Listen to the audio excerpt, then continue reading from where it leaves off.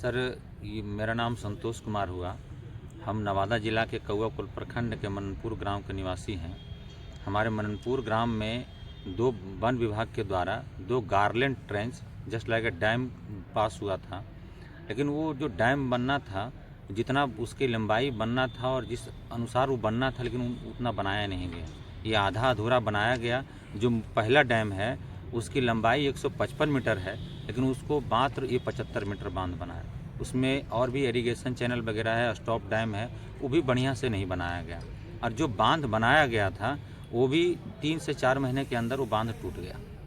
और बांध टूटने का उसका शिकायत भी हम लोगों ने ऊपर में किया। मैंने मुख्यमंत्री सचिवालय में किया, सचिव महोदय के यहाँ किया, फिर हमने डीएफओ साहब के यहाँ किया।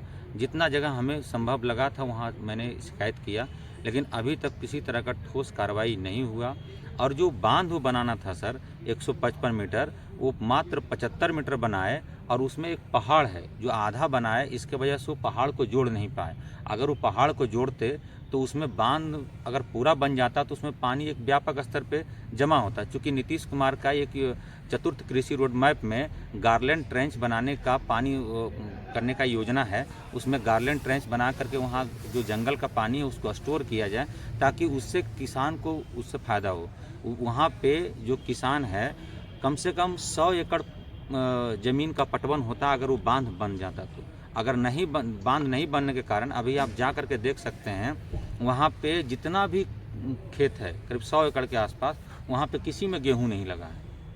उसका मुख्य वजह है कि वहाँ पानी का साधन नहीं है। और हम लोगों का क्षेत्र जो पड़ता है वो जंगली क्षेत्र है, और जंगली क्षेत्र में अगर विकास कहीं से भी किसी तरीके से आता है, अगर वो इस तरीके से बंदरबाट कर दिया जाता है, हड़प लिया जाता है और पूरा काम अगर नहीं किया जाता है, तो उससे ग्रामीण लोग को बहुत ज़्यादा नुकसान है। क्योंकि हम लोगों को सरकार से बहुत आशाएं हैं। और जो दूसरा डैम बनाया गया सर, दूसरा डैम था उसका लंबाई 153 मीटर है, वो भी बढ़िया से नहीं बनाया। उसमें तो वो अर्धेन चेक डैम वगैरह बनाया ही नहीं गया। ये तो सरकार के पास आप क्या कहना चाहते हैं? आपका जो आरोप है, आपने कहा था कि अफसरशाही है, आप लोगों को जबरदस्ती एफआईआर किया गया, ऐसा कुछ मामला था? सर देखिए, एक्चुअली क्या है, जब मैंने कई जगह शिकायत किया इस डैम के जो घोटाला हुआ था, भ्रष्टाचार हुआ था उसके खिलाफ, तो यहाँ डीएफओ साहब गए थे 3 सितंबर को हमारे गांव। डीएफओ संजीव रंजन, फिर गए थे आपको रेंजर प्रदीप कुमार और बनपाल वगैरह गए थे सर वहाँ पे। तो वहाँ जो ग्रामीण लोगों ने उनसे बात करने का प्रयास किया, तो ग्रामीण लोगों के साथ उन्होंने बात ना करके उन्होंने ग्रामीण को डराने धमकाने लगा कि तुम लोग नेता बनते हो, तुम लोग पे एफआईआर कर दिया जाएगा, या और धक्का मुक्की करने लगा। गाली गलौज डीएफओ ने किया वहाँ पे। तो ग्रामीण लोग चुपचाप साइड हो गए कि भैया ठीक है, अब हम क्या बोल सकते हैं इसमें। तो उस दिन तो चलिए उन लोग चले आए, फिर हम लोग शांत हो गए कि चलिए हटाइए। अगर हम लोग को सिर्फ बांध से मतलब, अगर बांध किसी तरीके से बन जाए, वहाँ भी हम लोगों ने सिर्फ और सिर्फ डीएफओ सर से निवेदन ही किया कि सर ठीक है, जो आपको करना है वो किए, लेकिन आप कम से कम बांध तो बना दीजिए। लेकिन दूसरा क्या है सर कि उन्होंने फिर से, मैंने इनके खिलाफ आवेदन दिया, जो धक्का मुक्की गाली गलौज किए थे संजीव रंजन, उसके खिलाफ मैंने आवेदन दिया सब जगह, मुख्यमंत्री सचिवालय में, सचिव महोदय, जहाँ तक देना था सब जगह मैंने दिया। उसके बाद 19 अक्टूबर को ये कंजर्वेटर साहब, डीएफओ सर और रेंजर सर, ये सब लोग पहुँचे। जब सब लोग उन लोग पहुँचे वहाँ पे, तो मैंने तो ग्रामीण कब पहुँचे, शाम में 6 बजे अंधेला में पहुँचे।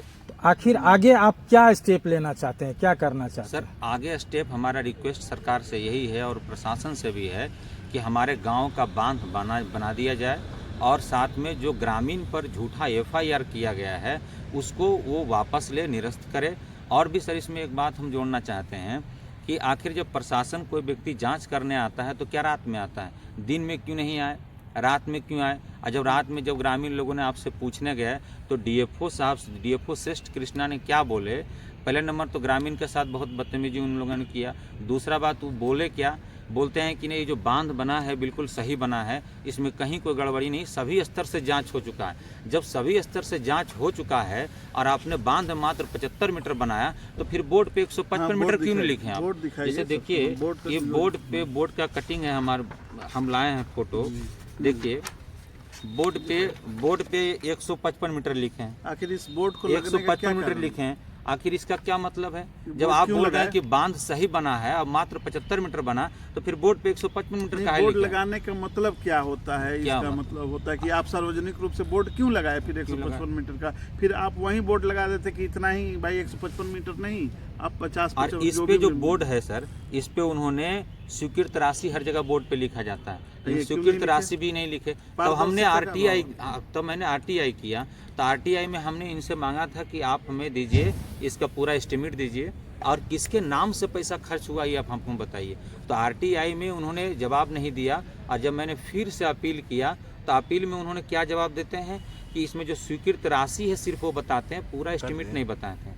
ठीक, कट करिए। तो आप लगातार ये आरोप लगा रहे हैं कि 155 मीटर बांध बनने की बात हुई थी और 75 मीटर ही बना है, तो आपकी बातों का आधार क्या है, कैसे सत्य माना जाए? सर, आधार ये है कि उस बांध को हम लोग ने ग्रामीण के सामने नापा भी है, नापनी में हम लोगों ने देखा तो मात्र 75 मीटर है, जबकि बनना 155 मीटर था। और दूसरा आधार ये है सर कि जब वो बांध जो बना हुआ है उसको तो किसी तरीके से लंबा खींच के तो लंबा नहीं किया सकता, वो जितना है उतना ही रहेगा, उसको नाप कर लिया जाए। और मैं सरकार से, पदाधिकारियों से भी निवेदन करूंगा कि ग्रामीण भी रहेंगे और पदाधिकारी भी रहेंगे, उसको आ करके एक बार नाप लिया जाए, वहीं दूध का दूध और पानी का पानी हो जाएगा सर। तो स्थिति का जायजा ले लिया जाए, वहाँ पे जा करके अधिकारी लोग खुद से, ग्रामीण भी रहेंगे, अधिकारी भी रहेंगे, उसको नाप लिया जाए कि कितना है। आप भ्रष्टाचार का आरोप लगा रहे हैं पदाधिकारी पर, ये इसका क्या तथ्य है आपके पास? भ्रष्टाचार का आरोप इसलिए लगा रहे हैं सर क्योंकि पहला बात हम लोगों ने नापा तो 75 मीटर बांध था।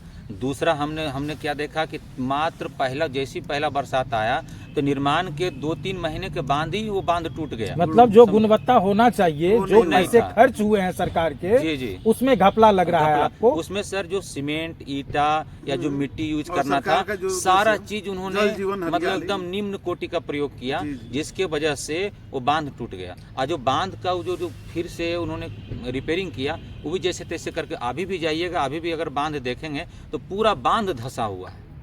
ठीक है। और SC/ST एक्ट का क्या मामला है जो आप लोग को धमकाया जा रहा है? जी सर, अब 19 अक्टूबर को जब DFO सर, कंजर्वेटर सर और वन अधिकारी जब वहाँ पे पहुँचे तो उन लोगों से जब ग्रामीण ने सवाल किया तो सवाल को उन्होंने ना निदान करके ग्रामीण के साथ तो बदतमीजी करने लगे, और उसमें रेंजर प्रदीप कुमार ने DFO श्रेष्ठ श्री कृष्णा के कहने पे तमाचा चला दिया। उसमें ग्रामीण ने इसका विरोध किया कि सर आप बोलिए, कम से कम आपका बात हम सुनना चाहते हैं, आपसे मिलने हम आए हैं, आप मारपीट क्यों करते हैं? तो पर भी अधिकारी ने हम लोगों का बात नहीं सुना और हम लोगों के साथ उन्होंने लगातार बदतमीजी किया।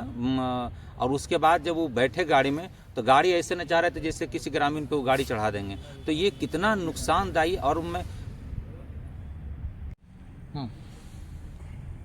सर उसमें जो ग्रामीण पे जो 19 तारीख को इन लोग गए तो ग्रामीण को उन्होंने खुद ग्रामीण के साथ बदतमीजी किया, ग्रामीण के साथ बदसलूकी किया, और उसके बाद आकर के थाना में FIR कर दिए, उसमें SC/ST इंक्लूड, और उन्होंने 4 व्यक्ति को नामजद किया और साथ में अज्ञात में पूरे गांव का नाम दे दिया है सर। तो इससे पूरा गांव भयभीत है। आप क्या चाहते हैं उस बात को? हम चाहते हैं सर कि अगर कोई भी व्यक्ति भ्रष्टाचार का मामला उठाएगा तो क्या आप उस पर FIR कर देंगे, उस पर SC/ST एक्ट लगा देंगे? अगर अधिकारी कोई भी व्यक्ति अगर SC/ST एक्ट ग्रामीण पे करने लगे तब तो ग्रामीण लोग तो आवाज ही नहीं उठा पाएंगे। FIR के बाद गिरफ्तारी हुई है? गिरफ्तारी तो नहीं हुई सर, लेकिन हम लोग पूरा ग्रामीण परेशान हैं क्योंकि गिरफ्तारी का तो वारंट निकल चुका है। इसका न्याय चाहिए। जी, इसका न्याय चाहिए। और इसका न्याय कौन देंगे? या तो प्रशासन के लोग देंगे या तो न्यायालय देंगे, जो भी देंगे। लेकिन सर हम लोग पे FIR प्रशासन के द्वारा किया जाना, वन विभाग के द्वारा किया जाना, ये बिल्कुल हम मानते हैं गलत है, जिससे मेरा पूरा गाँव भयभीत है